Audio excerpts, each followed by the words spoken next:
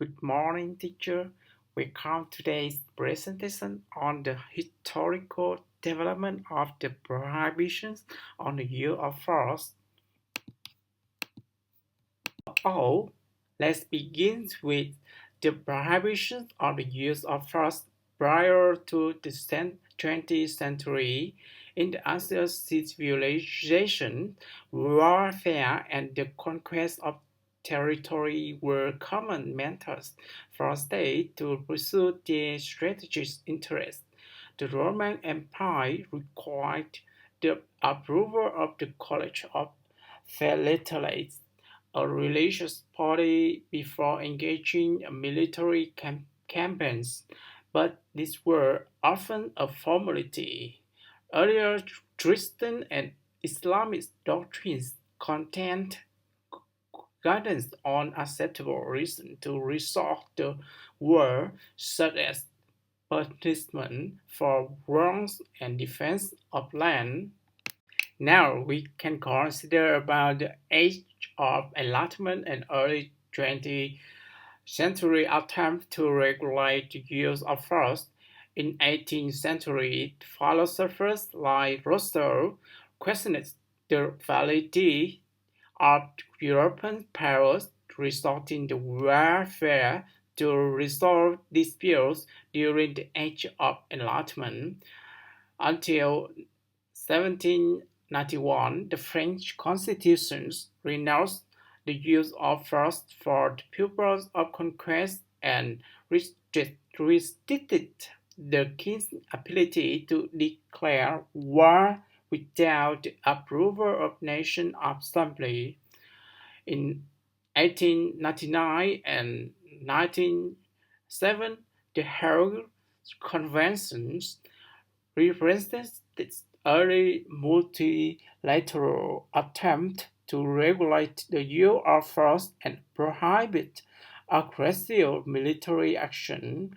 Until 1919, the Covenant of the League of Nations imposed procedural constraints on states to reduce the possibility of resorting to war, but until 1925, the six assemblies of League of Nations passed a resolution stating that a war of aggression constitutes an international crime, and we need to note that the League of Nations Covenant 1919 imposed the procedural constraints on states to reduce the likelihood of resorting to war, but did not completely prohibit the use of force.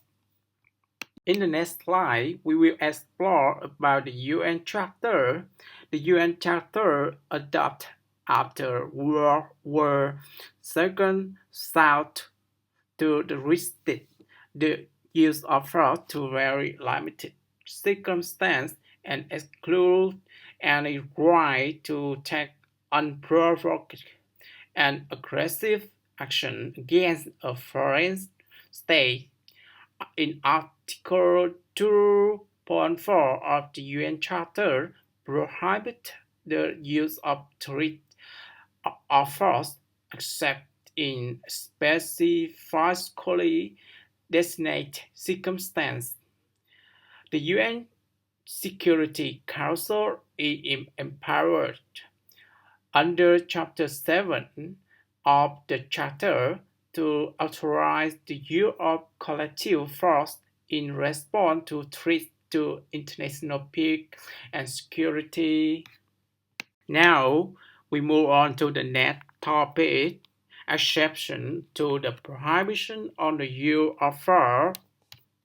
This will provide an overview of the key exceptions to the general prohibition on the use of force in international law, including self-defense, Security Council authorization, and humanitarian intervention. And the first is Self-defense, according to Article 51, this states that states have the inherent right of self-defense recognized of customary international law and the UN Charter. The principles of necessity and proportionality are crucial, stemming from the current case in 1837 and different between very difference between preemptive self-defense and preventive self-defense is still debate. Preemptive self-defense allows against imminent threat, while preventive action based on the future risk are often considered illegal. And the second case, where the use of force is permitted, is under Security Council authorization. According to Chapter 7, the Security Council can authorize the use of force to address threats to international peace, as in the Gulf War in 1990 and the intervention in Libya in 2011. And the third one is consent and invitation. The use of force is permitted if the host state consents, especially in the internal conflict. This principle is often invoked in peacekeeper operations and counterinsurgency efforts, where the consent of state is crucial for success of such interventions. And the last one is humanitarian intervention and responsibility to protect. Doctrines allowing the use of force to stop serious human rights violations, and although its legality in international law remains controversial. And recent cases like the NATO intervention in Kosovo in 1999 highlight the tension between state sovereignty and human rights protections. The framework adopted by the UN in 2005 emphasizing the responsibility of the state to protect populations from genocide, war crimes, and other atrocities. International action under R2P is only authorized when there are no other options left to protect populations from such grave threats. And now we move on to some emergency doctrines and challenges. Non-state actors such as terrorist organizations complicate the traditional state-centered framework of international law. States may justify force under the unable or unwilling doctrines, targeting non-state groups when host states fail to address threats effectively. The concept of sovereignty is increasingly tied to a state's responsibility to protect its citizens. This shift challenges traditional norms, with some advocating for limited sovereignty when states perpetrate or fail to prevent atrocities. And when compared between legitimate and legality, the humanitarian interventions often face a dichotomy between perceived legitimacy and strict legality. For example, NATO's actions in Kosovo were deemed illegitimate under international law, but widely supported to moral reasons.